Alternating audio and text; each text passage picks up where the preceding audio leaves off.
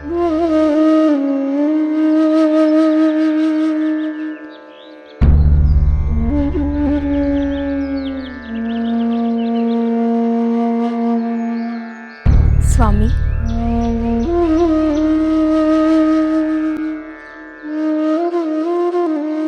ಸ್ವಾಮಿ, ಫಲಹಾರದ ಸಮಯವಾಯಿತಲ್ಲವೇ? ಇಲ್ಲ ದೇವಿ, ಫಲಹಾರ ಸೇವನೆಗೆ ಮೊದಲು ಲಕ್ಷ್ಮಣ ಅಯೋಧ್ಯೆಗೆ ಹಿಂದಿರುಗಿ ಹೋಗುವುದು ನಿರ್ಧಾರವಾಗಬೇಕು. ದೇವಿ, ನೀನೇ ಹೇಳು. ನನ್ನ ಮಾತಾಪಿತರ ಯೋಗಕ್ಷೇಮದ ದೃಷ್ಟಿಯಿಂದ ನಾನು ಲಕ್ಷ್ಮಣನಿಗೆ ಅಯೋಧ್ಯೆಗೆ ಹಿಂದಿರುಗಿ ಹೋಗು ಎಂದು ಹೇಳುತ್ತಿದ್ದೇನೆ. ಅದು ಸರಿಯೋ ತಪ್ಪು? ನೀನು ಹೇಳು ದೇವಿ.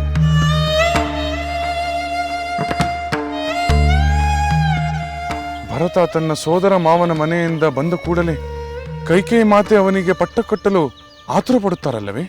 ಅದಕ್ಕಾಗಿಯೇ ಅಲ್ಲವೇ ಅವರು ನಿಮ್ಮನ್ನು ವನವಾಸಕ್ಕೆ ಕಳುಹಿಸಲು ಮಹಾರಾಜರ ಬಳಿ ಹಠ ಮಾಡಿದ್ದು? ಹೌದು ದೇವಿ, ತಂದೆಯವರಿಗೆ ಅದು ಸಮ್ಮತವಿಲ್ಲದಿದ್ದರೂ ವಚನ ಪಾಲನೆಯ ನೆಪ ಒಡ್ಡಿ ಅವರನ್ನು ಸಂದಿಗ್ಧದಲ್ಲಿ ಸಿಲುಕಿಸಿದರು. ನಾವು ಅಯೋಧ್ಯೆಯಿಂದ ಹೊರಡುವಾಗ ತಂದೆಯವರು ಅನುಭವಿಸಿದ ದುಃಖ, ವೇದನೆ ಇನ್ನೂ ನನ್ನ ಕಣ್ಣು ಮುಂದೆ ಕಟ್ಟಿದಂತಿದೆ. ಸಹೋದರ, ನಿನ್ನ ಮಾತು ನಿಜ. ಆದರೆ ಈಗ ಅಯೋಧ್ಯೆಯ ಕ್ಷೇಮ, ನಮ್ಮ ಮಾತೆಯವರು ಹಾಗೂ ತಂದೆಯವರ ಯೋಗಕ್ಷೇಮ ಎಲ್ಲ ಮುಂದೆ ಯುವರಾಜನಾಗಲಿರುವ ಭರತನಿಗೆ ಸೇರಿದ್ದಲ್ಲವೇ?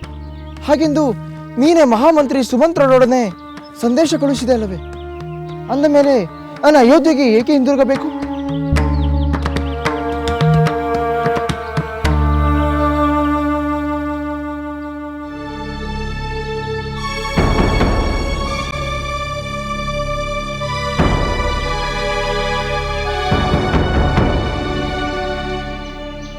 ಭರತ ಯುವರಾಜನಾದರೆ ಲಕ್ಷ್ಮಣನ ಅಗತ್ಯವಿಲ್ಲವೆಂದು ಹೇಳಲಾಗುತ್ತದೆಯೇ? ಏನಿಲ್ಲವೆಂದರೂ ನೀನು ಜೊತೆಯಲ್ಲಿದ್ದರೆ ನನ್ನ ತಂದೆಯವರಿಗೆ, ನಿನ್ನ ಮಾತೆ, ನನ್ನ ಮಾತೆಯವರಿಗೆ ಸಮಾಧಾನವಾಗುತ್ತದೆ ಅಲ್ಲವೇ? ಊರ್ಮಿಳೆಗೆ ನಿನ್ನ ವಿಯೋಗದ ದುಃಖ ತಪ್ಪಿದಂತಾಗುತ್ತದೆ ಅಲ್ಲವೇ?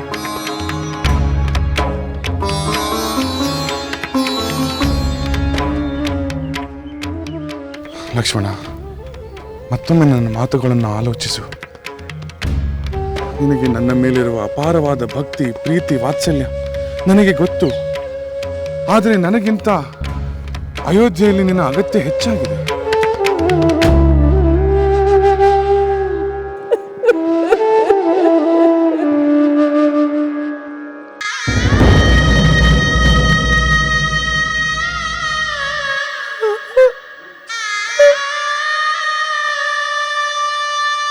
ಪ್ರಭು,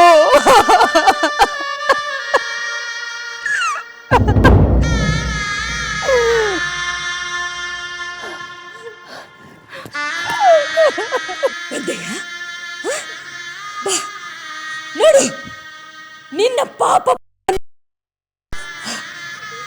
ಈಗ ನಿನಗೆ ತೃಪ್ತಿಯಾಯಿತೆ? ನಿನ್ನ ಸ್ವಾರ್ಥಕ್ಕಾಗಿ ನೀನು ವಿಧವೆಯಾಗಿ ನಮ್ಮನ್ನು ವಿಧವೆಯನ್ನಾಗಿ ಮಾಡಿಬಿಟ್ಟಿಯಲ್ಲ.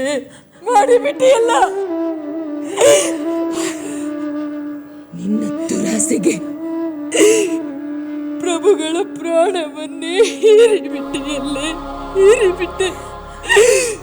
ದುಷ್ಟೆ, ಪಾತಕಿ, ಹೋಗು. ಈಗ ನಿನ್ನ ಆಸೆಯನ್ನೆಲ್ಲ ಪೂರೈಸಿಕೊ. ಭರತನಿಗೆ ಬರೀ ಯುವರಾಜನ ಪಟ್ಟ ಮಾತ್ರವಲ್ಲ, ಮಹಾರಾಜನ ಪಟ್ಟವೇ ದೊರೆತಿದೆ. ನೀನು ರಾಜಮಾತೆಯಾಗಿ ಆ ಸಿಂಹಾಸನವನ್ನೇರಿ ಈ ಅಯೋಧ್ಯೆಯನ್ನು ಆಳು. ಎಂತಹ ವಿಷ ಸರ್ಪವನ್ನು ನಮ್ಮ ಪ್ರಭುಗಳು ಓಲೈಸಿದರು.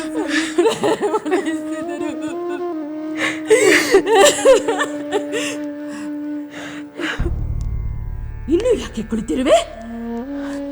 ಇನ್ನು ಯಾರ ಜೀವ ಬೇಕು ನಿನಗೆ? ಸಮಾಧಾನವಾಗಲಿಲ್ಲವೇ? ತೊಲಗು. ಬೇಡಕ್ಕ, ಬೇಡ. ಇಂಥ ಸಂದರ್ಭದಲ್ಲಿ ಯಾರನ್ನು ತಡೆಯಬಾರದು. ಅವರವರ ಪಾಪ ಪುಣ್ಯಗಳ ಭೋಗವನ್ನು ಅವರೇ ಅನುಭವಿಸುತ್ತಾರೆ. ಬೇಡಕ್ಕ, ಬೇಡ.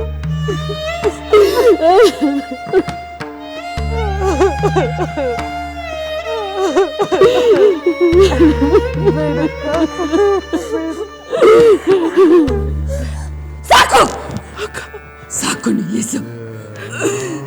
ನಿನ್ನ ಆಳುವ ನಾಟಕವನ್ನು ನಿಲ್ಲಿಸು. ಈಗ ಅತ್ತರೆ ಏನು ಪ್ರಯೋಜನ? ರಾಮನಿಲ್ಲದೆ ಬದುಕಲಾರೆ, ರಾಮನಾಗಲಿ ಬದುಕಲಾರೆ ಎಂದು ಸಾರಿ ಸಾರಿ ಹೇಳಿದರು. ಅವರ ಮಾತನ್ನೇ ಲೆಕ್ಕಿಸದೆ ನಿನ್ನ ಹಠವನ್ನೇ ಸಾಧಿಸಿದೆ. ಈಗ ಅತ್ತರೆ ಏನು ಪ್ರಯೋಜನ? ನಿನ್ನ ಆಳುವಿಗೆ ಪ್ರಭುವನ್ನು ಮರಳಿ ತರುವ ಶಕ್ತಿ ಇದೆಯೇ? ಈಗ ನಿನಗೆ ಸಮಾಧಾನವಾಯಿತಲ್ಲವೇ?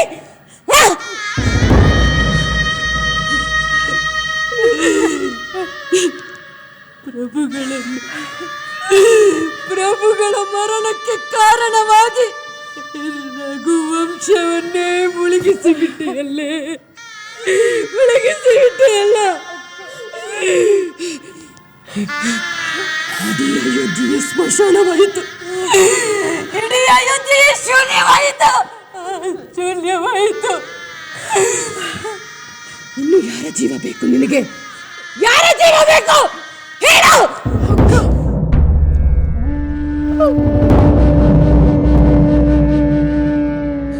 ನೋಡಿದ್ಯಾ ಸುಮಿತ್ರೆ? ನೋಡಿದ್ಯಾ? ಬಿರುಗಾಳಿ, ಬಿರುಗಾಳಿ ಅಂತ ಹೊರಟು ಹೋದಳು. ನಮ್ಮ ಅಯೋಧ್ಯೆಯನ್ನೇ ಚಂಡಮಾರುತ ಬಂದಂತೆ ನಾಶ ಮಾಡಿ ಹೇಗೆ ಹೋಗುತ್ತಿರುವಳು ನೋಡಿದೆಯಾ?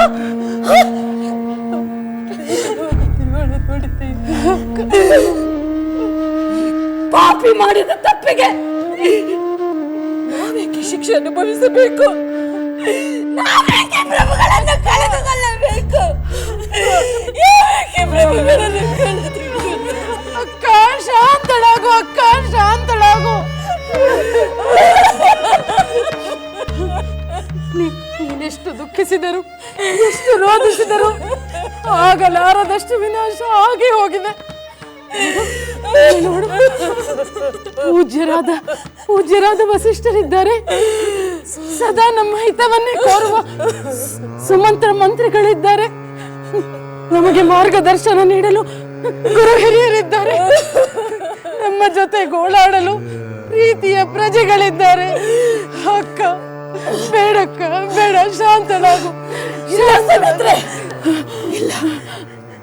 ಯಾರಿದ್ದರೇನಂತೆ? ಯಾರಿದ್ದರೇನಂತೆ? ಪ್ರಭುಗಳಿಲ್ಲ, ನಮ್ಮ ಪುತ್ರರಿಲ್ಲ. ಯಾರಿಗಾಗಿ ಬದುಕಬೇಕು?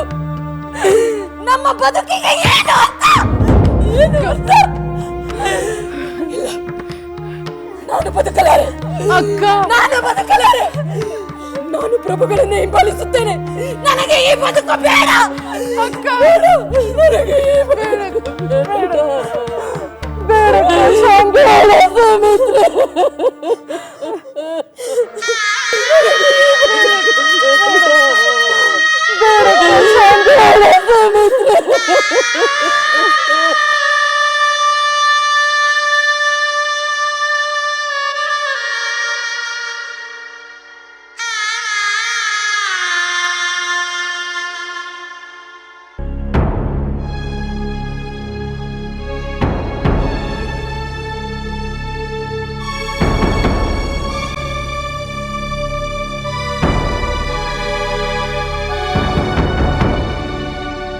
ಮುನೀಂದ್ರರಿಗೆ ಪ್ರಣಾಮಗಳು.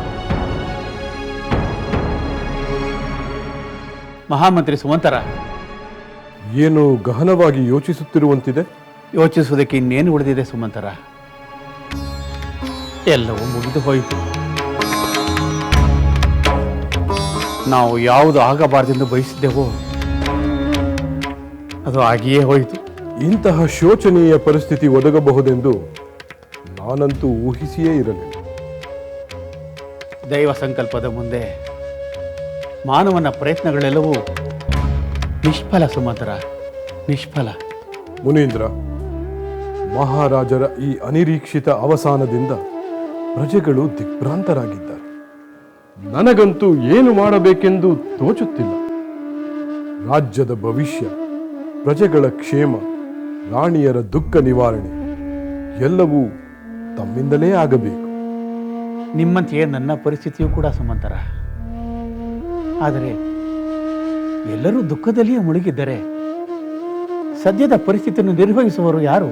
ಆ ಹೊಣೆಯನ್ನು ತಾವೇ ತೆಗೆದುಕೊಳ್ಳಬೇಕು ಮುನೀಂದ್ರ. ಹೌದು ಸುಮಂತರ, ನೀವು, ನಾನು, ಹಾಗೆಯೇ ಮಹಾರಾಜರಿಗೆ ನಿಷ್ಠರಾದವರೆಲ್ಲರೂ ಈ ಹೊಣೆಯನ್ನು ಹೊರಬೇಕಾಗುತ್ತದೆ. ಮಹಾರಾಜರ ಅವಸಾನದಿಂದ ರಾಜ್ಯದಲ್ಲಿ ಅರಾಜಕತೆ ಉಂಟಾಗಬಾರದು. ರಾಮಚಂದ್ರನಂತೂ ತನ್ನ ವನವಾಸದ ನಿರ್ಧಾರದಿಂದ ಹಿಂದೆ ಸರಿಯುವವನಲ್ಲ. 14 ವರ್ಷಗಳ ದೀರ್ಘ ಅವಧಿಯಲ್ಲಿ ಸಿಂಹಾಸನ ಬರಿದಾಗಬಾರದು. ಇದಕ್ಕೆಲ್ಲವೂ ಒಂದೇ ಮಾರ್ಗ. ಭರತನನ್ನು ಶೀಘ್ರವಾಗಿ ಅಯೋಧ್ಯೆಗೆ ಕರೆಸಿ ಅವನಿಗೆ ಪಟ್ಟಾಭಿಷೇಕ ಮಾಡಬೇಕು. ಭರತ ಶತ್ರುಘ್ನ ಈಗಾಗಲೇ ಹೊರಟಿದ್ದ. ಅವರು ಬರುವವರೆಗೂ ಕಾಯಲೇಬೇಕು. ಕೇಕೆಯ ದೇಶದಿಂದ ಎಷ್ಟೇ ಬೇಗ ಎಂದರೂ 7-8 ದಿನಗಳ ಪ್ರಯಾಣ ಆಗುತ್ತದೆ. ಹಾಗಾದರೆ ಭರತ ಶತ್ರುಘ್ನ ಬರುವವರೆಗೂ ಮಹಾರಾಜರ ಅಂತ್ಯ ಸಂಸ್ಕಾರವನ್ನು ಮಾಡುವಂತಿಲ್ಲ. ಸುಮಂತರ, ಅವರು ಬರುವವರೆಗೂ ಮಹಾರಾಜರ ಶವವನ್ನು ತೈಲದಲ್ಲಿ ಸುರಕ್ಷಿತವಾಗಿ ಇಡುವಂತೆ ವ್ಯವಸ್ಥೆ ಮಾಡಿರಿ. ಆಗಲಿ ಮುನೀಂದ್ರ, ನಾನಿನ್ನು ಬರುತ್ತೇನೆ.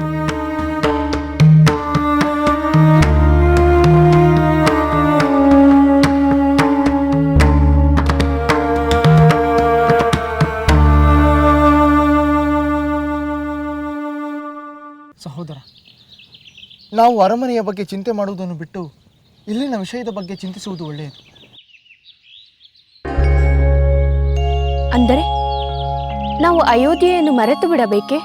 ಇಲ್ಲ ಅತ್ತಿಗೆ, ಹಾಗಲ್ಲ. ಆ ಚಿಂತೆಯಿಂದ ಕೊರಗುವುದು ಬೇಡವೆಂದು ಹೇಳಿದೆ ಅಷ್ಟೇ.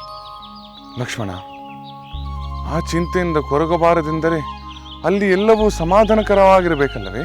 ಸಹೋದರ, ನೀನು ಅರಮನೆಯಲ್ಲಿ ತಂದೆಯವರಿಗೆ ಹಾಗೂ ನಮ್ಮ ಮಾತೆಯವರಿಗೆ ಎದುರಾಗಬಹುದಾದ ಕಷ್ಟಗಳ ಬಗ್ಗೆ ಯೋಚಿಸುತ್ತಿರು. ಆದರೆ ದಟ್ಟವಾದ ಈ ಘೋರ ಅರಣ್ಯದಲ್ಲಿ 14 ವರ್ಷಗಳ ಕಾಲ ನಾವು ಎದುರಿಸಬೇಕಾಗದ ಕಷ್ಟಗಳ ಬಗ್ಗೆ ನೀನು ಯೋಚಿಸುವುದೇ ಇಲ್ಲ. ಲಕ್ಷ್ಮಣ, ಇಲ್ಲಿನ ಶತ್ರುಗಳಾಗಲಿ ಇಲ್ಲಿನ ಕಷ್ಟಗಳನ್ನಾಗಲಿ ಅದನ್ನು ಎದುರಿಸುವ ಶಕ್ತಿ ಸಾಮರ್ಥ್ಯ ನನ್ನಲ್ಲಿದೆ. ಸಹೋದರ, ಒಂದು ವೇಳೆ ನೀನು ಹೇಳಿದಂತೆ ನಾನು ಅಯೋಧ್ಯೆಗೆ ಹೋದರೆ ಅಲ್ಲಿ ಪ್ರತಿ ಕ್ಷಣವೂ ನಿಮ್ಮಿಬ್ಬರ ಯೋಗಕ್ಷೇಮದ ಬಗ್ಗೆ ನಾನು ಯೋಚಿಸುತ್ತಿರುವೆ. ಲಕ್ಷ್ಮಣ, ನನಗೆ ಎಲ್ಲಕ್ಕಿಂತ ಪ್ರಿಯವಾದದ್ದು, ಮುಖ್ಯವಾದದ್ದು ಧರ್ಮ ಪಾಲನೆ ಮಾಡುವುದು.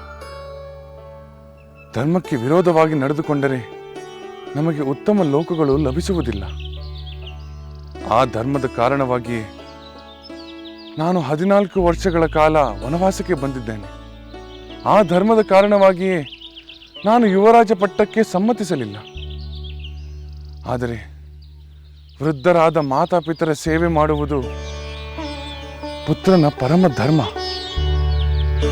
ಆದರೆ ಆ ಧರ್ಮ ನನ್ನಿಂದ ಪರಿಪಾಲಿಸಲಾಗುವುದಿಲ್ಲ. ಆದ್ದರಿಂದ ನೀನು ನನ್ನ ಪರವಾಗಿ ಅಯೋಧ್ಯೆಯಲ್ಲಿದ್ದು ಆ ಕರ್ತವ್ಯವನ್ನು ನಿರ್ವಹಿಸಿದರೆ ಒಳ್ಳೆಯದಾಗುತ್ತದೆ ಅಲ್ಲವೇ? ಸಹೋದರ, ನಿನ್ನ ಕೈ ಮುಗಿದು ಬೇಡಿಕೊಳ್ಳುತ್ತೇನೆ, ದಯವಿಟ್ಟು ನನ್ನನ್ನು ಅಯೋಧ್ಯೆಗೆ ಹಿಂದಿರುಗುವಂತೆ ಹೇಳಬೇಡಿ. ನಿನ್ನನ್ನು ಬಿಟ್ಟು ನೀರಿನಿಂದ ತೆಗೆದ ಮೀನಿನಂತೆ ಒಂದು ಕ್ಷಣವೂ ನಾನು ಜೀವಿಸುವುದಿಲ್ಲ. ಭಾವುಕನಾಗಬೇಡ ಲಕ್ಷ್ಮಣ. ಇದು ಭಾವುಕತೆ ಅಲ್ಲ ಸಹೋದರ, ವಾಸ್ತವ. ನಾನು ಮಹಾರಾಜರನ್ನಾಗಲಿ ನನ್ನ ತಾಯಿ ಸೌಮಿತ್ರೆಯನ್ನಾಗಲಿ ಅಥವಾ ಸಹೋದರ ಶತ್ರುಘ್ನನ್ನಾಗಲಿ ನೋಡಲು ಬಯಸುವುದಿಲ್ಲ. ನಿನ್ನ ಸಾನ್ನಿಧ್ಯದಲ್ಲಿರುವ ನನಗೆ ಬೇರೆ ಯಾವುದೂ ಬೇಕಾಗಿಲ್ಲ. ನಿನ್ನನ್ನೇ ಸರಸ್ವವೆಂದು ನಂಬಿರುವ ನನ್ನಲ್ಲಿ ಕಠಿಣನಾಗಬೇಡ ಸಹೋದರ.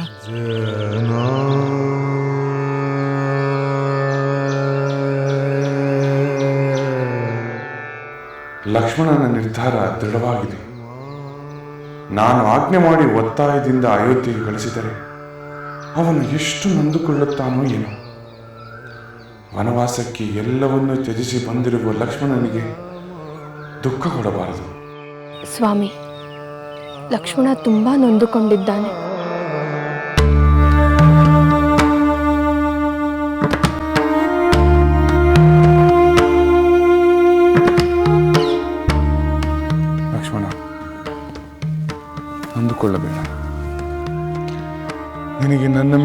ಅತಿಶಯವಾದ ಪ್ರೀತಿ ಪ್ರೇಮ ನಾನು ಬಲ್ಲೆ.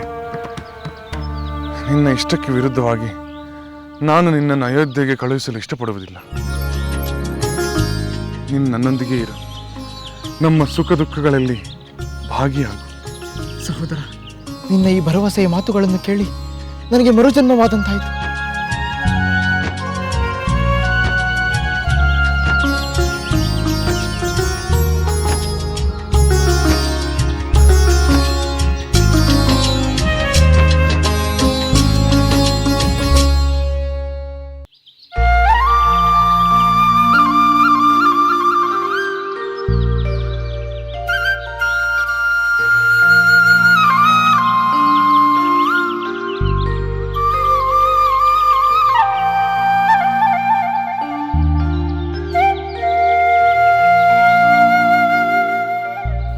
ಶತ್ರುಘ್ನ,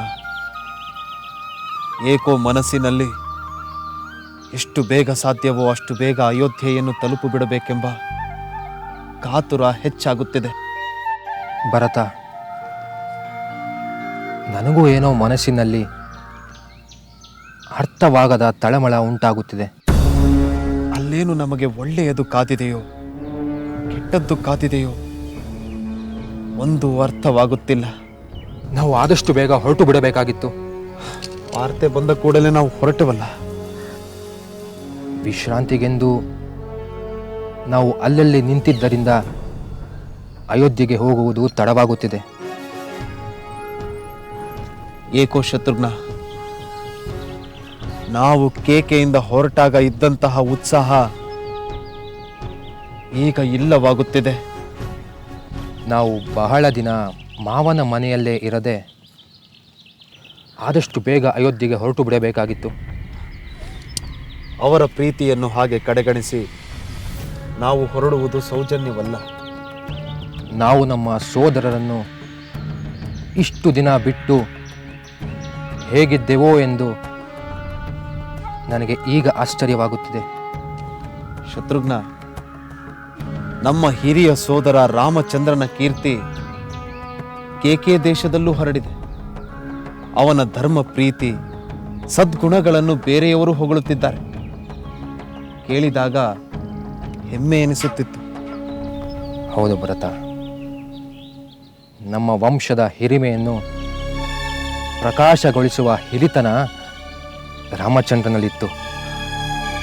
ಎಲ್ಲ ಸಹೋದರರನ್ನು ಎಲ್ಲ ಮಾತೆಯರನ್ನು ಒಂದೇ ಬಗೆಯ ಪ್ರೀತಿಯಿಂದ ಕಾಣುವಂತಹ ಹಿರಿಯ ಸೋದರ ನಮಗಿದ್ದಾನೆ ಎಂಬುದು ನಮ್ಮ ಭಾಗ್ಯ ಶತ್ರುಘ್ನ. ಹೌದು ಭರತ, ಆ ಭಾಗ್ಯ ನಮ್ಮದು. ಆದರೆ ನನ್ನ ಆತಂಕಕ್ಕೆ ಬೇರೆ ಕಾರಣವಿದೆ ಶತ್ರುಘ್ನ. ಅದೇನು ಭರತ? ನಾವು ಬರುತ್ತಿರುವಾಗ ಕೆಲವು ಅಪಶಕುನಗಳು ನಡೆದವು. ಕೆಲವು ಪಕ್ಷಿಗಳು ವಿಚಿತ್ರವಾಗಿ ಕಿರುಚುತ್ತಾ ನಮ್ಮ ರಥವನ್ನು ಸುತ್ತಿ ಹೋದವು. ಕೆಲವು ಕಾಡು ಪ್ರಾಣಿಗಳು ಬೆದರಿ ಓಡಿದವು. ಏನಾದರೂ ಅಶುಭದ ಸಂಭವವಿರಬಹುದೇ ಎಂದು ಭಯವಾಗುತ್ತಿದೆ. ಇದನ್ನು ನನ್ನ ಪತ್ನಿ ನಿನ್ನ ಪತ್ನಿಗೆ ತಿಳಿಸಿದರೆ ಅವರು ಹೆದರುತ್ತಾರೆ ಎಂದು ಅವರಿಂದ ದೂರ ಬಂದು ನಾನು ನಿನಗೆ ಹೇಳುತ್ತಿದ್ದೇನೆ ಶತ್ರುಘ್ನ. ನೀನು ಹೇಳಿದ ಮೇಲೆ ನನ್ನಲ್ಲೂ ಭಯ ಹೆಚ್ಚಾಗುತ್ತಿದೆ. ನಾವು ರಥದಲ್ಲಿ ಅಯೋಧ್ಯೆಗೆ ಹೋಗಬೇಕೆಂದರೆ ಇನ್ನಷ್ಟು ತಡವಾಗುತ್ತದೆ. ಒಂದು ಮಾರ್ಗವಿದೆ ಶತ್ರುಘ್ನ. ಉಳಿದವರೆಲ್ಲ ರಥದಲ್ಲಿ ಬರಲಿ. ನಾವಿಬ್ಬರು ವೇಗಶಾಲಿಗಳಾದ ಕುದುರೆಗಳನ್ನೇರಿ ಆದಷ್ಟು ಬೇಗ ಅಯೋಧ್ಯೆಯನ್ನು ತಲುಪೋಣ. ಹೌದು, ಅದೇ ಸರಿ. ಹಾಗೆ ಮಾಡೋಣ. ನಡೆ, ಹೊರಡೋಣ.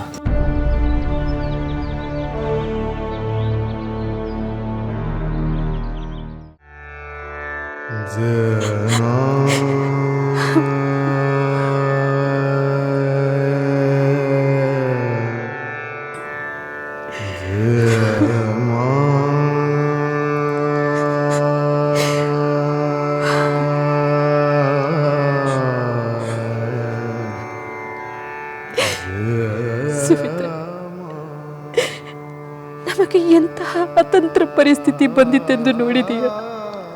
ನೋಡುವುದಷ್ಟೇ ಅಲ್ಲ ಅಕ್ಕ, ಮೌನವಾಗಿ ಅನುಭವಿಸಲು ಬೇಕು. ಮಾತೆ, ನೆಮ್ಮದಿಯಿಂದ ಇದ್ದ ನಮ್ಮ ಕುಟುಂಬದ ಮೇಲೆ ಯಾರ ಕೆಟ್ಟ ದೃಷ್ಟಿ ಬಿತ್ತು? ಅರಮನೆಯೊಳಗೆ ಇರುವ ಆ ಕೆಟ್ಟ ದೃಷ್ಟಿ ನಮ್ಮ ಪ್ರಭುಗಳನ್ನೇ ಬಲಿ ತೆಗೆದುಕೊಂಡಿತ್ತು. ತನ್ನ ವೈದವ್ಯದ ಕಲ್ಪನೆಯೂ ಇಲ್ಲದ ಆ ದುಷ್ಟತನಕ್ಕೆ ಏನು ಹೇಳಬೇಕು? ಮಗಳೇ, ಸ್ವಾರ್ಥಿಗಳಿಗೆ ತಮ್ಮ ಸ್ವಾರ್ಥವೇ ಪ್ರಧಾನವಾದುದು. ತನಗೆ ಕೇಡಾದರೂ ಪರವಾಗಿಲ್ಲ, ಅನ್ಯರಿಗೂ ಕೇಡಾಗಬೇಕೆಂದು ಬಯಸುತ್ತಾರೆ. ಪ್ರಭುಗಳ ದೇಹವನ್ನು ತೈಲದಲ್ಲಿ ಇರಿಸಿ ಸಂರಕ್ಷಿಸಬೇಕೆಂದು ತೆಗೆದುಕೊಂಡು ಹೋದರು. ಅವರನ್ನು ನೋಡುವ ಭಾಗ್ಯವು ನಮಗಿಲ್ಲದಂತಾಯಿತು. ಅದು ಅನಿವಾರ್ಯವಲ್ಲವೇ ಅಕ್ಕ? ಸಂಸ್ಕಾರವಾಗುವವರೆಗೂ ಕಾಯಲೇಬೇಕು. ಅದಕ್ಕೆ ಭರತ ಬರಬೇಕು. ದುರ್ವಿಧಿಯೇ, ರಾಮನ ಪಟ್ಟಾಭಿಷೇಕ ನಿಂತಾಗಿನಿಂದ ಒಂದರ ಮೇಲೊಂದು ಅನಾಹುತ ನಡೆಯುತ್ತಲೇ ಇದೆ.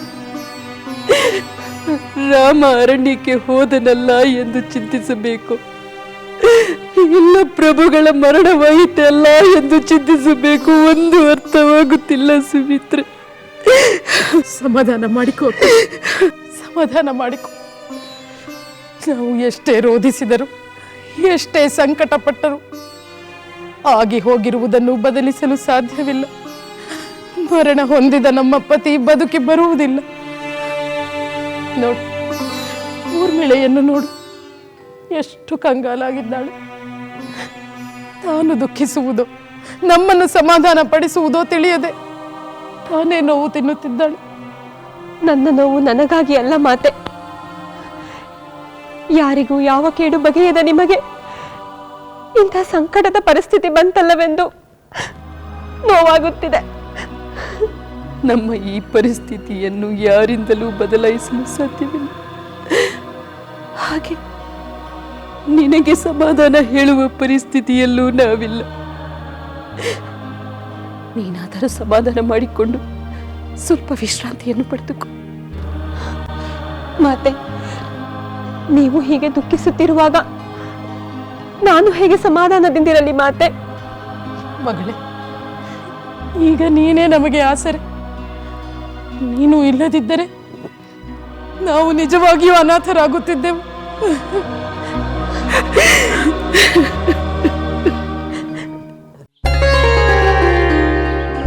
ಭರತ, ಕುದುರೆಗಳಿಂದ ಏಕೆ ಹೇಳಿದೆ? ಏನನ್ನು ಯೋಚಿಸುತ್ತಿರುವೆ? ಶತ್ರುಘ್ನ, ಅಲ್ಲಿ ದೂರದಲ್ಲಿ ನಮ್ಮ ಅಯೋಧ್ಯೆ ಕಾಣುತ್ತಿದೆ ಅಲ್ಲವೇ? ಹಾ, ಕಾಣುತ್ತಿದೆ. ನಮ್ಮ ಅಯೋಧ್ಯೆಯಲ್ಲಿ ಸುಂದರವಾದ ಉದ್ಯಾನವನಗಳಿವೆ. ಫಲಪುಷ್ಪಗಳಿಂದ ಕೂಡಿದ ಅಯೋಧ್ಯೆಯ ಮಣ್ಣನ್ನು ನೆನೆದು ನನ್ನ ಎದೆ ಉಬ್ಬುತ್ತದೆ. ಆ ಮಣ್ಣನ್ನು ಸ್ಪರ್ಶಿಸಬೇಕೆಂದೇ ನಾನು ಕುದುರೆಯಿಂದ ಇಳಿದೆ.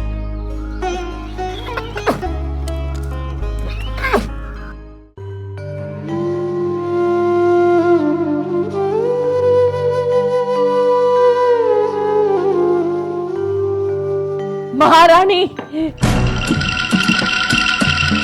ಮಹಾರಾಣಿ, ಹೇಳಿ, ಬೇಗ ಸಿದ್ಧರಾಗಿ. ಇನ್ನೇನು ಅನಾಹುತ ಮಂತರೆ? ಇದು ಅನಾಹುತವಲ್ಲ ಮಹಾರಾಣಿ, ನಡೆದು ಹೋದ ಅನಾಹುತವನ್ನು ಸರಿಪಡಿಸಲು ಒಂದು ಒಳ್ಳೆಯ ಅವಕಾಶ. ಅದೇನೆಂದು ಬಿಡಿಸಿ ಹೇಳು. ಇಷ್ಟು ದಿನ ತಾವು ಕಾಯುತ್ತಿದ್ದ ಸಮಯ ಹತ್ತಿರವಾಗಿದೆ. ತಮ್ಮ ಪುತ್ರ ಭರತ ಅಯೋಧ್ಯೆಗೆ ಬಂದಿದ್ದಾನೆ. ತಮ್ಮನ್ನು ಕಾಣಲು ಅಂತಃಪುರಕ್ಕೆ ಬರುತ್ತಿದ್ದಾನೆ. ಇನ್ನು ಕೆಲವೇ ಕ್ಷಣಗಳಲ್ಲಿ ತಮ್ಮ ಮುಂದಿರುತ್ತಾನೆ. ಆದರೆ ಮಹಾರಾಣಿ, ತಾವು ಎಚ್ಚರದಿಂದಿರಬೇಕು. ಏಕೆ ಮಂಥರೆ? ಪರಿಸ್ಥಿತಿ ಸೂಕ್ಷ್ಮವಾಗಿದೆ. ದುಃಖವೂ ಇದೆ, ಸಂತೋಷವೂ ಇದೆ. ಹೌದು ಮಂಥರೆ, ಪತಿಯ ಮರಣದ ದುಃಖ ಒಂದು ಕಡೆಯಾದರೆ ಪುತ್ರನ ಆಗಮನದ ಸಂತೋಷ ಮತ್ತೊಂದು ಕಡೆ. ಇಂತಹ ಪರಿಸ್ಥಿತಿಯಲ್ಲಿ ನಾನು ದುಃಖಿಸಬೇಕೋ ಸಂತೋಷ ಪಡಬೇಕೋ ಅರ್ಥವಾಗುತ್ತಿಲ್ಲ. ಮಹಾರಾಣಿ, ತಾವು ತಮ್ಮ ಪುತ್ರನನ್ನು ಕಂಡೊಡನೆ ಪ್ರಭುಗಳ ನಿಧನ ವಾರ್ತೆಯನ್ನು ತಿಳಿಸಿ ರೋಧಿಸಬೇಡಿ. ನಿಮಗೆ ಭರತನ ಮೇಲಿರುವ ಪ್ರೀತಿಯನ್ನು ಮೊದಲು ವ್ಯಕ್ತಪಡಿಸಿ, ನಂತರ ಅವನ ಕುಶಲವನ್ನು ವಿಚಾರಿಸಿ. ಇಷ್ಟೆಲ್ಲ ಮಾಡುತ್ತಿರುವುದು ಅವನ ಹಿತಕ್ಕಾಗಿ ಎಂದು ಅವನಿಗೆ ಮನವರಿಕೆ ಮಾಡಿಕೊಡಿ. ನಂತರ ಪ್ರಭುಗಳ ನಿಧನ ವಾರ್ತೆಯನ್ನು ತಿಳಿಸಿ. ಆಗಲಿ ಮಂತರೆ, ಹಾಗೆಯೇ ಮಾಡುತ್ತೇನೆ. ಸರಿ, ನಾನಿನ್ನು ಹೊರಡುತ್ತೇನೆ. ಅಪ್ಪಣೆ, ಎಚ್ಚರದಿಂದಿರಿ. ಅಲ್ಲಿಂದ ಆತುರವಾಗಿ ಅತಿ ವೇಗವಾಗಿ ಬಂದು ಇಲ್ಲಿ ಇಳಿಯುವುದರ ಬದಲು ಕುದುರೆಗಳ ಮೇಲೆ ಏರಿ ಅರಮನೆ ಸೇರಬಹುದಿತ್ತಲ್ಲ. ಶತ್ರುಘ್ನ, ಸರಿಯಾಗಿ ನೋಡು, ನಮ್ಮ ಅಯೋಧ್ಯೆ ನಗರ ಎಂದಿನಂತಿಲ್ಲ. ಯಾಜ್ಞಿಕರಿಂದ, ಸತ್ವಗುಣ ಸಂಪನ್ನರಿಂದ, ವೇದ ಪಾರಂಗತರಾದ ಬ್ರಾಹ್ಮಣರಿಂದ, ಐಶ್ವರ್ಯವಂತರಿಂದ ಕೂಡಿದ ನಮ್ಮ ನಗರ ಎಂದಿನಂತೆ ಕಾಣುತ್ತಿಲ್ಲ. ರಾಜಋಷಿಯಾದ ದಶರಥ ಮಹಾರಾಜರು ಪರಿಪಾಲಿಸುತ್ತಿರುವ ನಗರ ಸಂತೋಷವಾಗಿರುವಂತೆ ಕಾಣುತ್ತಿಲ್ಲ. ಹೌದು ಭರತ, ದೂರದಿಂದಲೇ ಉಲ್ಲಾಸದಿಂದ ಕೂಡಿದ ಸ್ತ್ರೀ ಪುರುಷರ ಕಲಕಲ ನಿನಾದ ಕೇಳಿಬರುತ್ತಿತ್ತು. ಆದರೆ ಈಗ ಕೇಳಿಬರುತ್ತಿಲ್ಲ.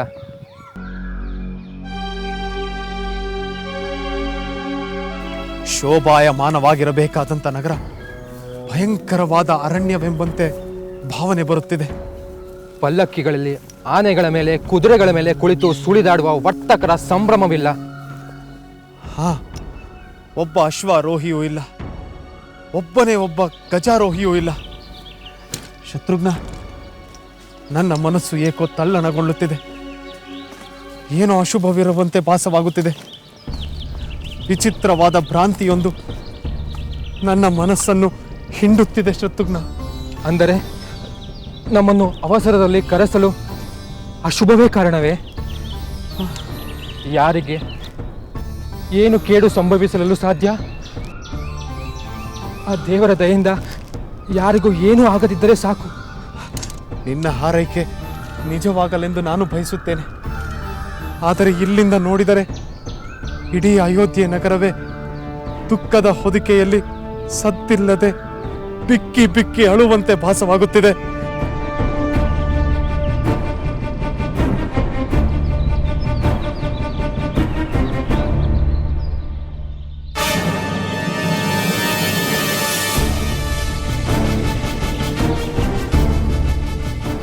ಹೌದು ಭರತ, ಅಯೋಧ್ಯ ನಗರದಲ್ಲಿ ಜೀವಂತಿಕೆಯ ಯಾವ ಲಕ್ಷಣಗಳು ಕಾಣುತ್ತಿಲ್ಲ.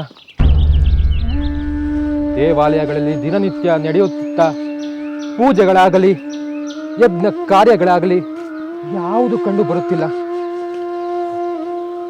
ಏನು ಕಾರಣವಿರಬಹುದೆಂದು ನನ್ನ ಮನಸ್ಸು ಉದ್ವಿಗ್ನಗೊಂಡಿದೆ. ನಾವು ಅರಮನೆಗೆ ಹೋಗಿ ಇದರ ವಾಸ್ತವತೆಯನ್ನು ತಿಳಿಯೋಣ.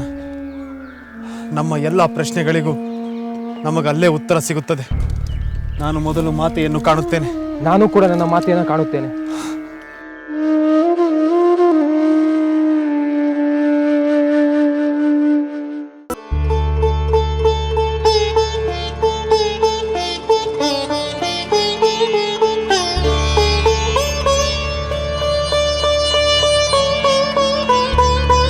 ಮಾತೆ, ಭರತ, ಮಾತೆ, ಹೇಳು. ಕುಮಾರ, ಬಾ ಕುಳಿತುಕೋ. ಕ್ಷೇಮವೇ ಮಾತೆ? ನನ್ನ ಕ್ಷೇಮ ಸಮಾಚಾರ ಹಾಗಿರಲಿ, ನೀನು ಹೇಗಿರುವೆ? ಕುಮಾರ, ನೀನು ಅಜ್ಜನ ಮನೆಯಿಂದ ಹೊರಟು ಎಷ್ಟು ದಿನಗಳಾಯಿತು? ಮಾರ್ಗಾಯಾಸವಾಯಿತೆ? ಅಯೋಧ್ಯೆಯನ್ನು ತಲುಪಿದ ತಕ್ಷಣ ಮಾರ್ಗಾಯಾಸವೆಲ್ಲ ಮರೆತು ಹೋಯಿತು ಮಾತೆ. ಬಹಳ ಸಂತೋಷ. ಕುಮಾರ, ಅಲ್ಲಿ ನಿನ್ನ ಸೋದರ ಮಾವ ಯುಧಾಜಿತರು ಕ್ಷೇಮವಾಗಿದ್ದಾರೆಯೇ? ನೀನು ಯಾವಾಗ ಹೊರಟೆ, ಹೇಗೆ ಬಂದೆ, ಎಲ್ಲವನ್ನು ವಿವರವಾಗಿ ತಿಳಿಸು. ಮಾತೆ, ಅಜ್ಜನ ಮನೆಯನ್ನು ಬಿಟ್ಟು 7 ರಾತ್ರಿಗಳು ಕಳೆದು ಹೋದವು. ಇದು 8ನೆಯ ದಿನ. 8 ದಿನಗಳ ಪ್ರಯಾಣವೇ ಎಷ್ಟು ಬಳಲಿಕೆಯಾಗಿರುವುದೋ ಏನು. ಮಾತೆ, ಅಜ್ಜ ನನಗೆ ಹೇರಳವಾದ ದನಕನಕ ವಸ್ತು ವಾಹನಗಳನ್ನು, ಅಮೂಲ್ಯವಾದ ರತ್ನಾಭರಣಗಳನ್ನು ಉಡುಗೊರೆಯಾಗಿ ಕೊಟ್ಟಿದ್ದಾರೆ. ಅದನ್ನೆಲ್ಲ ಸಾಗಿಸಿಕೊಂಡು ಬರುವಾಗ ಪ್ರಯಾಣ ನಿಧಾನವಾಯಿತು. ಆದರೂ ಶೀಘ್ರವಾಗಿಯೇ ಬಂದಿರುವೆ. ಅವಸರದ ರಾಜ್ಯಕಾರವೆಂದು ದೂತರು ಹೇಳಿದ್ದರಿಂದ ರಥವನ್ನು ಹಿಂದೆಯೇ ಬಿಟ್ಟು ನಾನು ಶತ್ರುಘ್ನ ಕುದುರೆಯನ್ನೇರಿ ಬೇಗನೆ ಬಂದು ಬಿಟ್ಟೆವು. ಒಳ್ಳೆಯದಾಯಿತು. ನಾನು ನಿನ್ನ ಬರುವಿಕೆಗಾಗಿ ಕಾತುರದಿಂದ ಕಾಯುತ್ತಿದ್ದೆ. ಮಾತೆ, ನಾನು ನಿಮ್ಮ ಹತ್ತಿರ ಒಂದು ವಿಷಯವನ್ನು ಕೇಳಬೇಕಾಗಿದೆ. ಏನು ಕುಮಾರ? ಮಾತೆ, ನಿಮ್ಮ ಹಂಸತೂಲಿಕಾ ತಲ್ಪ ಶೂನ್ಯವಾಗಿದೆ. ಅಯೋಧ್ಯೆಯಲ್ಲಿ ಈ ಅರಮನೆಯಲ್ಲಿ ಯಾರೊಬ್ಬರೂ ಸಂತೋಷದಿಂದಿರುವಂತಿಲ್ಲ. ನಮ್ಮ ತಂದೆಯವರು ಸದಾ ನಿಮ್ಮ ಅಂತಃಪುರದಲ್ಲೇ ಇರುತ್ತಿದ್ದರು. ಅವರ ಪಾದ ಸ್ಪರ್ಶ ಮಾಡಿ ನಮಸ್ಕರಿಸಬೇಕೆಂದು ನಾನು ಮೊದಲು ಇಲ್ಲಿಗೆ ಬಂದೆ. ತಂದೆಯವರು ಎಲ್ಲಿರುವರು? ಹಿರಿಯ ಮಾತೆಯಾದ ಕೌಶಲ್ಯಾದೇವಿಯವರ ಅಂತಃಪುರದಲ್ಲಿರುವರೆ?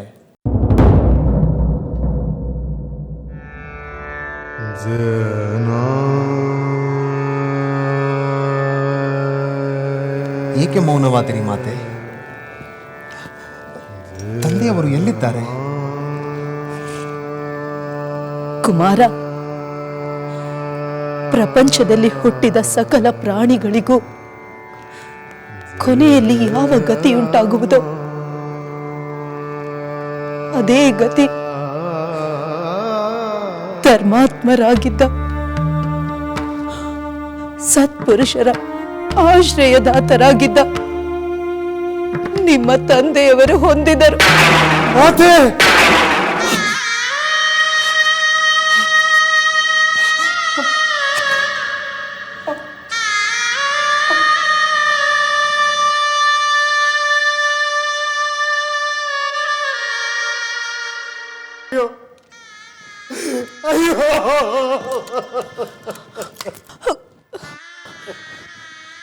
ಕುಮಾರ, ಭರತ,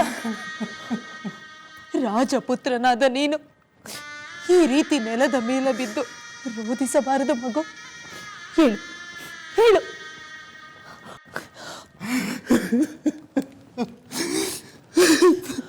ಕುಮಾರ, ಧೀರರಾದ ಕ್ಷತ್ರಿಯರ ನಡುವೆ ಗೌರವಕ್ಕೆ ಅರ್ಹನಾದ ನೀನು ಈ ರೀತಿ ಪಾಮರರಂತೆ ದುಃಖಿಸಬಾರದು ಮಗು. ಮಾತೆ, ವೀರರಿಗೂ ಪಾಮರರಿಗೂ ದುಃಖ ಒಂದೇ ರೀತಿಯದ್ದಾಗಿರುತ್ತದೆ ಮಾತೆ. ಹೌದು, ಆದರೂ ನಿನ್ನಂತಹವರು ಈ ರೀತಿ ಧೈರ್ಯ ಕೆಡಬಾರದು. ಮಾತೆ, ನನ್ನ ತಂದೆಯವರ ಮರಣದ ವಾರ್ತೆಯನ್ನು ಕೇಳಿ ನನ್ನ ಹೃದಯ ಬೆಂದು ಹೋಗುತ್ತಿದೆ. ವಾತ್ಸಲ್ಯ ಮೂರ್ತಿಗಳಾದ ನನ್ನ ತಂದೆ ಇನ್ನಿಲ್ಲವೆಂಬುದನ್ನು ನಂಬುವುದಕ್ಕೆ ಆಗುತ್ತಿಲ್ಲ. ಕುಮಾರ, ನಂಬಲಿ ನಂಬದೇ ಇರಲಿ, ಸತ್ಯವನ್ನು ಸ್ವೀಕರಿಸಲೇಬೇಕು.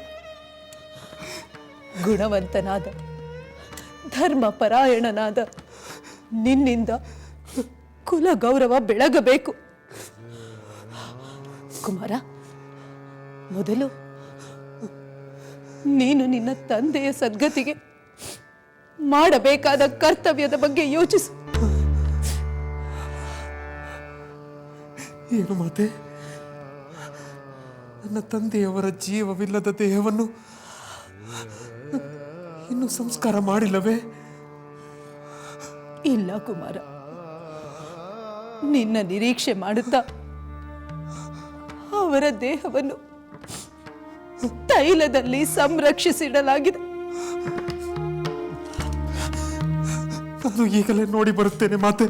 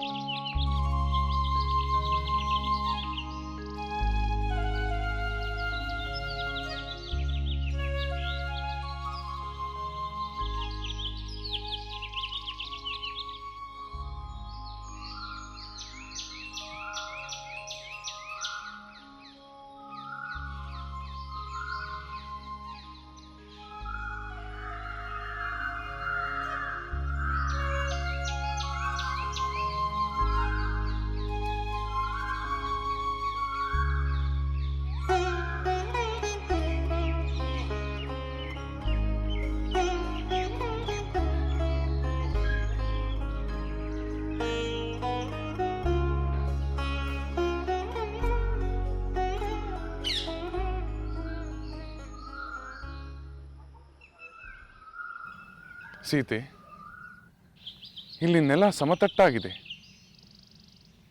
ಸ್ವಲ್ಪ ಬಯಲು ಪ್ರದೇಶವೂ ಇದೆ. ನಾವು ವಾಸ ಮಾಡಲು ಈ ಸ್ಥಳ ಪ್ರಶಸ್ತವಾಗಿದೆಯಲ್ಲವೇ? ಹೌದು ಸ್ವಾಮಿ, ಈ ಸ್ಥಳ ರಮಣೀಯವಾಗಿದೆ. ಸುತ್ತಲೂ ಎತ್ತರವಾದ ಮರಗಳಿವೆ. ಸುಂದರ ಹೂಗಳ ಸುಗಂಧದಿಂದ ಮಂದ ಮಾರುತ ಹಿತವಾಗಿ ಬೀಸುತ್ತಿದೆ.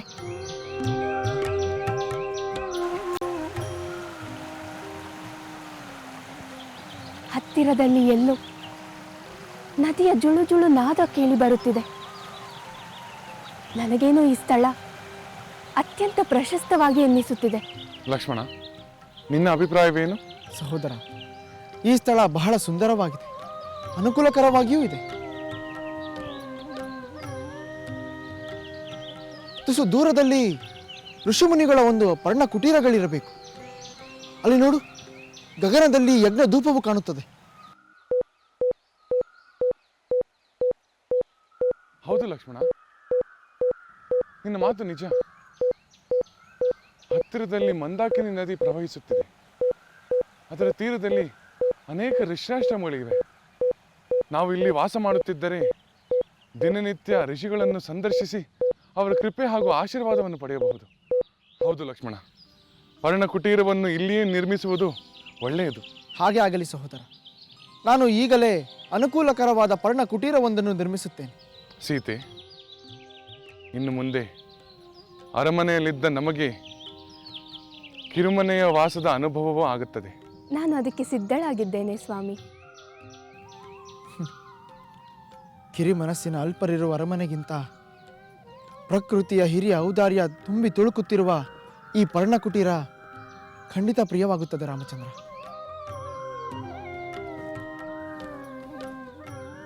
ಪಾಪ, ಅವನ ಮನಸ್ಸಿನಲ್ಲಿ ಇನ್ನೂ ಕಹಿ ಕರಗಲಿಲ್ಲ.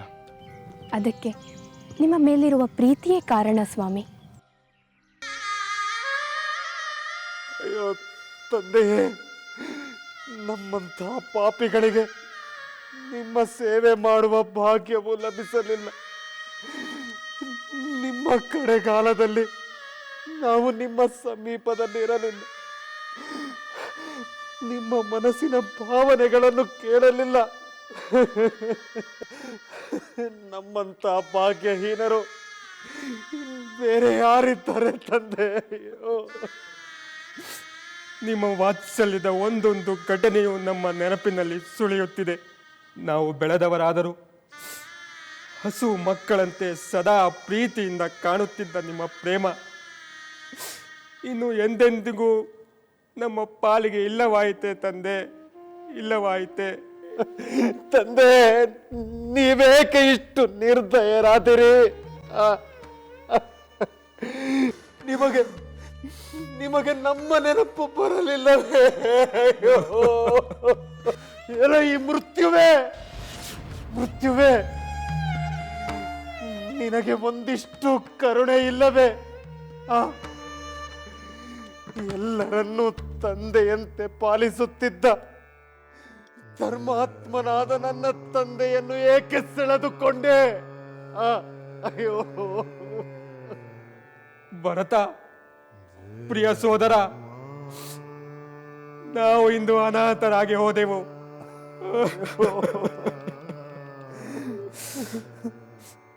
ದಶರಥ ಮಹಾರಾಜನನ್ನು ಕಳೆದುಕೊಂಡ ಈ ಕೋಸಲ ದೇಶವೇ ಅನಾಥವಾಗಿ ಹೋಯಿತು, ಅನಾಥವಾಗಿ ಹೋಯಿತು, ಅನಾಥವಾಗಿ ಬಿಟ್ಟಿದೆ.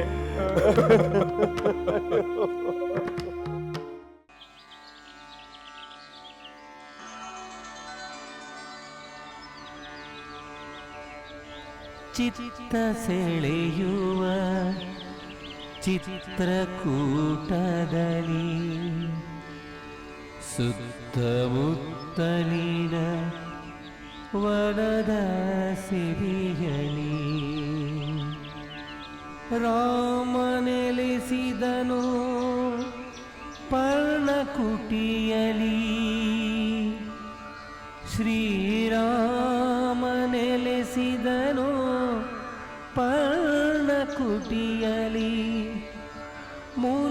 ಜನನಂಗಳ ತಪದ ನೆಲೆಯಲಿ ರಾಮ ನೆಲೆಸಿದನು ಶ್ರೀರಾಮ ನೆಲೆಸಿದನು.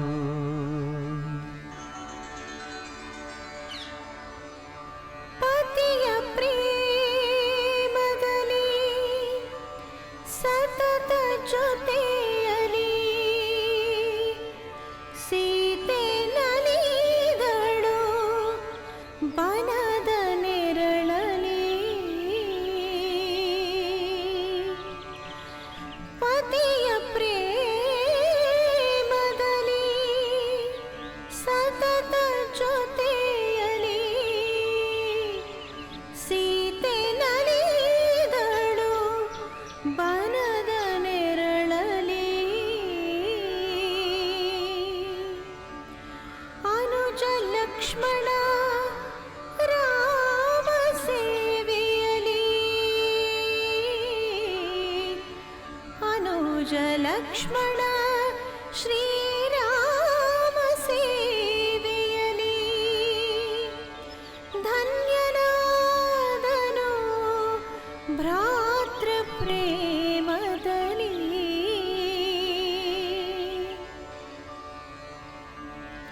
ಶ್ರೀರಾಮ ಸೇವೆಯಲಿ ಧನ್ಯನಾದನು ಭ್ರಾತೃ ಪ್ರೇಮದಲ್ಲಿ.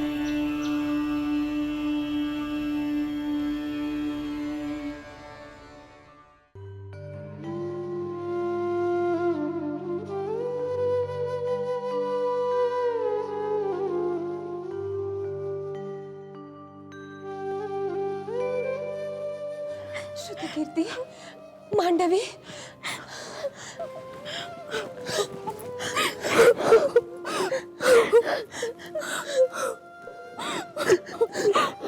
ಊರ್ಮಿಳೆ, ನಾವು ಕೇಕೆ ರಾಜ್ಯದಿಂದ ಎಷ್ಟೊಂದು ಸಂಭ್ರಮದಿಂದ ಹೊರಟೆವು. ಅಯೋಧ್ಯೆಯಲ್ಲಿ ಯಾವುದೋ ಶುಭ ಸಮಾರಂಭವಿರಬಹುದು, ಅದಕ್ಕೆ ನಮ್ಮನ್ನು ಇಷ್ಟು ಅವಸರದಿಂದ ಬರ ಹೇಳಿದ್ದಾರೆಂದುಕೊಂಡೆವು. ಆ ಶುಭ ಸಮಾರಂಭ ಅದಿರಬಹುದು ಇದಿರಬಹುದು ಎಂದು ನಾವು ಎಷ್ಟೆಲ್ಲ ಊಹೆ ಮಾಡಿದೆವು. ಆದರೆ ನಾವು ಊಹಿಸಲಾರದಂತ ಒಂದು ಅಶುಭ ಘಟನೆ ಇಲ್ಲಿ ನಡೆದು ಹೋಗಿದೆ. ಸಹೋದರಿಯರೇ, ಇಂಥ ಒಂದು ದುರಂತ ಅಯೋಧ್ಯೆಯಲ್ಲಿ ಸಂಭವಿಸಬಹುದೆಂದು ಯಾರು ತಾನೇ ಊಹೆ ಮಾಡಲು ಸಾಧ್ಯ? ಈಗಲೂ ಇದು ವಾಸ್ತವವೋ ದುಸ್ವಪ್ನವೋ ಎಂದು ಮನಸ್ಸಿನಲ್ಲಿ ಭ್ರಾಂತಿಯಾಗುತ್ತಿದೆ. ದಾರುಣವಾದ ಸಂಕಟ ಸರ್ವ ಶಾಂತಿಯನ್ನು ನುಂಗಿ ಹಾಕುತ್ತಿದೆ. ಊರ್ಮಿಳೆ, ನಾವು ಇಲ್ಲಿರಲಿಲ್ಲ, ನೀನು ಇಲ್ಲಿಯೇ ಇದ್ದು ಎಷ್ಟು ದುಃಖಪಟ್ಟೆಯೋ ಏನೋ. ಅದನ್ನು ಅಳತೆ ಮಾಡಲು ಸಾಧ್ಯವಿಲ್ಲ ಮಾಂಡವಿ.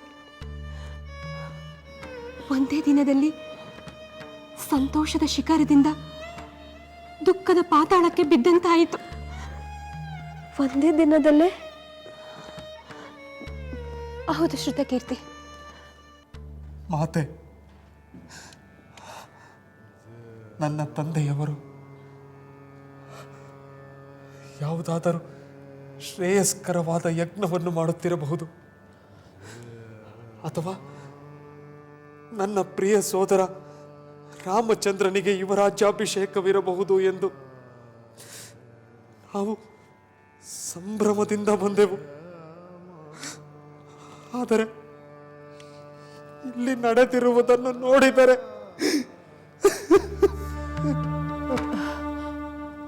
ಕುಮಾರ, ವಿಧಿಯ ಆಟವನ್ನು ತಡೆಯುವರಾರು?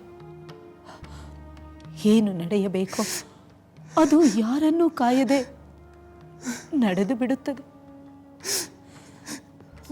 ನನ್ನ ಹೃದಯ ಒಡೆದು ಹೋಗಿದೆ ಮಾತೆ.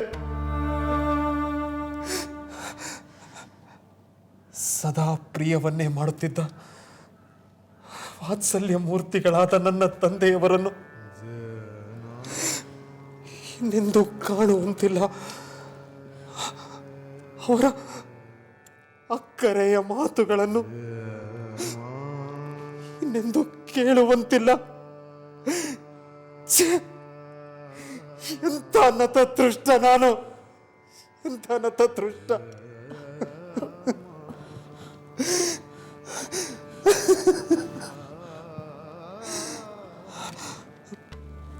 ಮಾತೆ, ನನ್ನ ತಂದೆಯವರು ಯಾವ ವ್ಯಾಧಿಯಿಂದ ಈ ರೀತಿ ಹಠಾತ್ತನೆ ಹರಣ ತೊರೆದರು? ಕುಮಾರ, ಅದು ಅದು ವ್ಯಾಧಿ ಅಲ್ಲ. ವ್ಯಾಧಿಯಲ್ಲವೇ ಅಥವಾ ಮನೋರೋಗವೇ? ಅವರಿಗೆ ಸಾವನ್ನೇ ತರುವಂತ ಮನೋವ್ಯತೆ ಏನಿತ್ತು ಮಾತೆ? ರಾಮ ಸೀತೆಯರ ಯುವರಾಜ್ಯಾಭಿಷೇಕ ನಿರ್ಧಾರವಾದ ಹಿಂದಿನ ದಿನ ನಾವೆಲ್ಲ ಎಷ್ಟು ಸಂತೋಷದಿಂದಿದ್ದೆವು. ಎಷ್ಟು ಪೂಜೆಗಳು, ಎಷ್ಟು ಚರ್ಚೆಗಳು, ಎಷ್ಟು ಸಂಭ್ರಮ ಸಡಗರ. ನನ್ನ ಸಹೋದರಿ ಸೀತೆಯನ್ನು ನಾನೇ ನನ್ನ ಕೈಯಾರೆ ಎಷ್ಟೆಲ್ಲ ಅಲಂಕಾರ ಮಾಡಿದೆನು.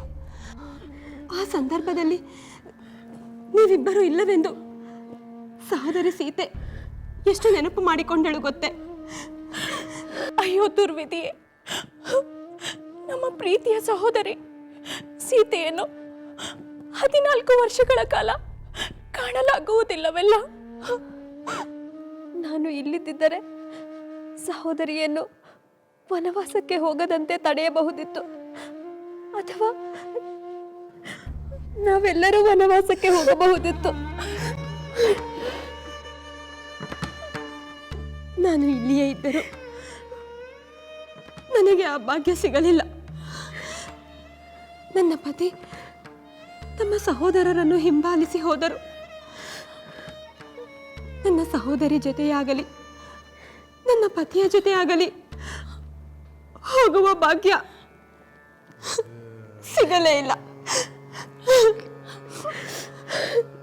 ನನ್ನ ದೌರ್ಭಾಗ್ಯವನ್ನು ನೆನೆಯುತ್ತಾ ಒಬ್ಬಳೇ ದುಃಖಿಸುತ್ತಿದ್ದೇನೆ. ನೀನು ಲಕ್ಷ್ಮಣನನ್ನು ಕೇಳಲಿಲ್ಲವೇ? ನಾನು ಕೇಳುವ ಮೊದಲೇ ನನ್ನ ಪತಿ ನನಗೆ ನನ್ನ ಮಾತಾಮಯ್ಯವರ ಯೋಗಕ್ಷೇಮದ ಹೊಣೆಯನ್ನು ಹೊರಿಸಿದರು. ಪುತ್ರ ವಿಯೋಗದಿಂದ ದುಃಖಿಸುತ್ತಿರುವ ಮಾತಾಮಯ್ಯವರ ಮುಂದೆ ನನ್ನ ದುಃಖವನ್ನು ತೋರಿಸಿ ಅವರ ದುಃಖವನ್ನು ಹೆಚ್ಚು ಮಾಡಲಾರೆ. ಅದಕ್ಕೆ ನನ್ನ ನೋವನ್ನು ನಾನೇ ನುಂಗುತ್ತಿದ್ದೇನೆ. ಊರ್ಮಿಳೆ, ನಿನ್ನ ದುಃಖ ಎಲ್ಲರ ದುಃಖಕ್ಕಿಂತ ದೊಡ್ಡದು. ಎಲ್ಲ ಸಂಕಟವನ್ನು ಸಹಿಸಿಕೊಂಡು ಮಾತಾಮಯ್ಯರ ಯೋಗಕ್ಷೇಮವನ್ನು ಚಿಂತಿಸುತ್ತಿರುವೆಯಲ್ಲ. ನಮಗೆ ನಮ್ಮ ಪತಿಯಾದರೂ ನಮ್ಮೊಡನೆ ಇದ್ದಾರೆ, ಆದರೆ ನೀನು 14 ವರ್ಷ ಒಂಟಿಯಾಗಿ ಹೇಗೆ ಕಾಲ ಕಳೆಯುವೆ?